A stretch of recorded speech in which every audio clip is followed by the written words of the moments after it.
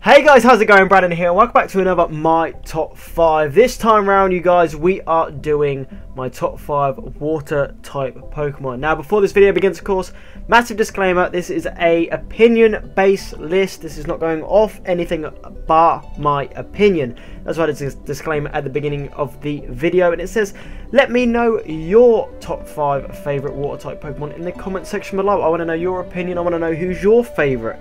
By all means, let me know in the comment section below, and by all means, this was one of the hardest top 5s for me to do. I've written them all down. This was one of the hardest for me to do simply because of the fact that there are so many good water type Pokemon, and if I did honorable mentions, we'd be here for another 10 minutes because it was so difficult to choose my top 5. I'll go in for my reasonings during the list, but without further ado, let's get on with this top 5. First off, in the number 5 spot for this top 5 water types video, we have Sharpedo. Now, I'm a massive fan of sharks. I have been my whole life. They're just great creatures. And obviously, if you guys didn't know, my first ever game was Gen 3. And this Pokemon is, funny enough, Gen 3. And when I first saw this Pokemon, you know, it just looks so badass. It was the jaws, the cross across its head. It just looked amazing. And then my love for this thing went up even more when it got its Mega Evolution. We go through its moveset. We got Aqua Jet Priority, Crunch and Ice Fang. Crunch is stab and Ice Fang is coverage. And they both get boosted by the Strong Jaw ability once it Mega Evolves. Some people like to run Protect, so get a speed boost off before and then Mega Evolve. It's completely up to you. This is just like a standard set that I've put. Adamant Nature, when it comes to its stats, yes, its massive downfall is this thing is a glass cannon. It is frail. Both its defenses are at 40. That is drastically low for just a regular Pokemon. But then you've got that 120 attack stat. Like I said, Glass Cannon, this thing hits so hard. It evolves from Kavana at level 30 for any of you in-game users looking to use it. It's a great mon if you haven't used it competitively or in a Pokemon game itself. I highly recommend you use it. It will surprise you. It's number 5 this week. It's Sharpedo. Now on to Pokemon number 4. We have my favourite water type starters. That's it. There's no more starters after this one. It's Empoleon. And again, I'm a massive fan of penguins, and I fell in love with Piplup the second I saw it when it came out in Gen 4. It was the first starter I chose to use for Gen 4. And its typing, we go through the list, got Piplup, who's a great secondary Pokemon, and then Empoleon. It looks badass. Its typing is unique in Water Steel. It's a great typing. It covers a lot of aspects. And it's so unique. I love it. And obviously, being the Emperor Penguin, it's got the crown. I don't know. It's one of those things where it's just like, this thing is just good. I don't know why it's good. It just is. It looks amazing. Its stats are very good as well. Like they're half decent. Like the only thing that lets it down is its speed. But then you've got to understand that it is a steel type, and steel types are relatively slow. You got the Scald, Grass Knot, Flash Cannon, Ice Beam. The same moveset I did for the Team Builder. Apart from this time, we do have Grass Knot instead of Hyper Beam, if I believe right. So that's because after using it competitively, after actually making that Team Builder, Grass Knot is actually a very good move to have on Empoleon. We've gone with the Modest Nature. Like I said, with these sets, you can run so many different sets.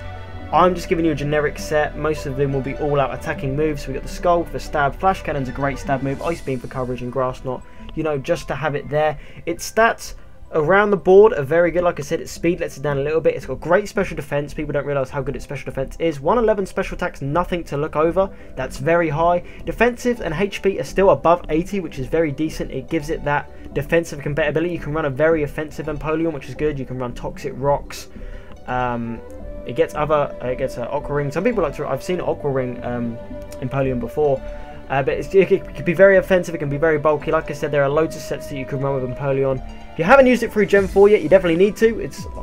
I would like to think that everyone tries every starter at least once. If you haven't, definitely do. It's amazing, competitively and in-game. Number 4, Empoleon. Now onto the Pokemon in the number 3 spot this week. We have Lantern. Now this thing is probably one of my most Pokemon that I would say is very underrated. We're going back to Gen 2, and I was never a massive player of Gen 2. Like I said, I started on Gen 3 and I never had the money to be able to afford Heart Gold and Soul Silver when it first came out. I finally did get it a couple years later, and that was actually my first time playing through Gen 2. I never played the originals. I've played them through now, obviously being a Pokemon based channel and having the ability to it on a computer. But when I think of Gen 2, a massive Pokemon that stands out to me for some reason, I don't know why, it's just Lantern. It's a surprisingly very bulky mon. It doesn't hit, it hits relatively hard if you give it the right moveset and the right set. And it's typing Water Electric. I always thought that was a great typing. I always thought, wow, you know, you've got the water types that are weak to electric, and then bang, you got this thing, Volt Absorb. Not weak to electric anymore. Yes, it gains that ground type weakness, but you can run Air Balloon.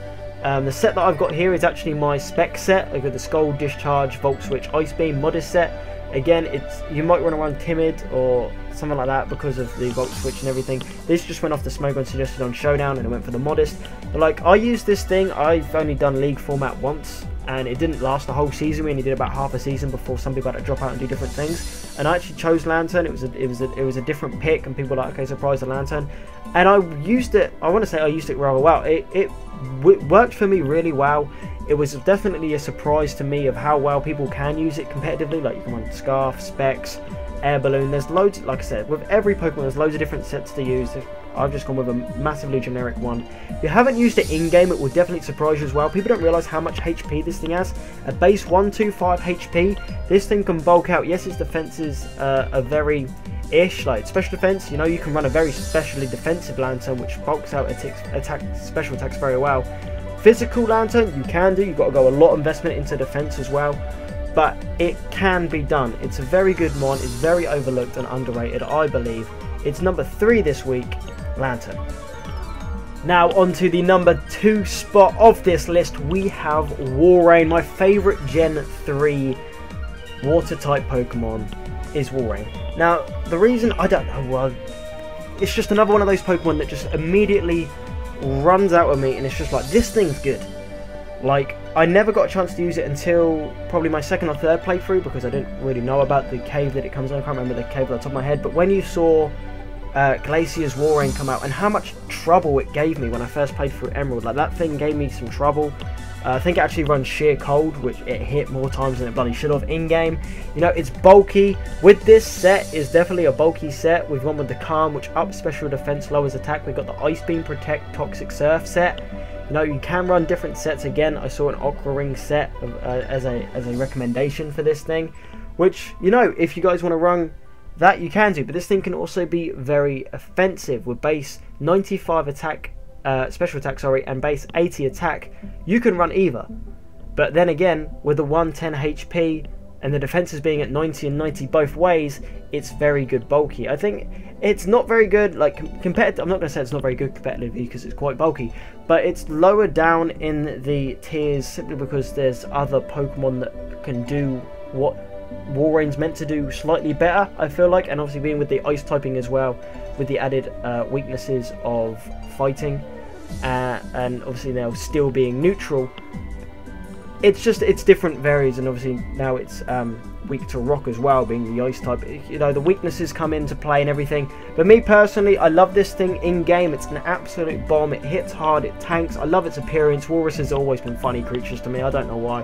They're always just funny looking, and they always put a smile on my face, and I don't know why. Phil just looks like he's happy all the time, and then Celio just looks like he's waving in that sprite right there, and then Walrein's just in a stance like to say, I'm here, motherfuckers, deal with me, I fucking dare you. I don't know, Walrein for me is just a great Pokemon in general. If you guys haven't used one, like I say, I strongly recommend that you use all these Pokemon that I'm going to be saying in the list if you haven't already. They're great Pokemon. Number 2 for this list is Walrein.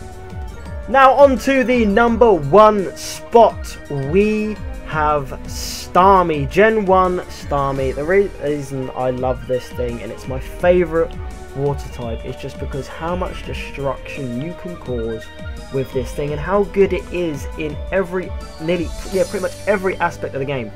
In game, it's quick, and you use that moveset probably in game minus Scald for Surf. This thing kills. That special attack and speed in game is ridiculous. Competitively, it's amazing.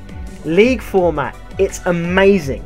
This thing just is amazing. There's really not much you can say else about Starmie. When I played through Gen 1 for the first time, Misty Starmie gave me a heap of trouble. If you don't have a Pikachu or something, just anything like that, you are definitely going to struggle with Misty's gym and just taking her on in general, because her Starmie does so much damage. Scald, Psychic, Thunderbolt, Ice Beam.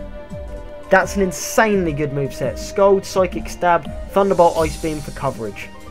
With that 100 special attack, 115 speed, it's going to do so much. Went with the Intimidator, that was recommended for Smogon, maybe just to outspeed some more things in OU.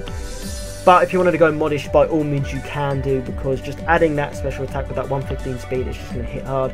Obviously its defenses are a bit but like I said, base 85 special defense and 85 defense, pretty good. It's just the HP's at 60, so it brings it down a little bit, but not too much. Of this thing can't actually just take a hit, because you can do, I've seen people run bulky Starmie with recover, rapid spin, you know, it's just, there's so many different ways to use Starmie, and it's good in every format of Pokemon. If you haven't used one in any of them, give it a go.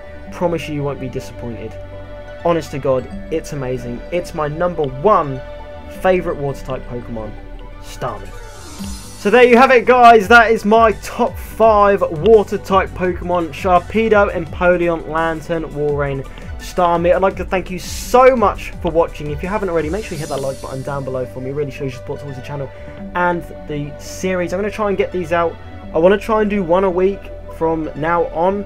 I'm not sure how well I'm going to be able to do that now I've got everything back. I'm hoping definitely to at least bang out one of these a week and just get through the types as we go through the weeks.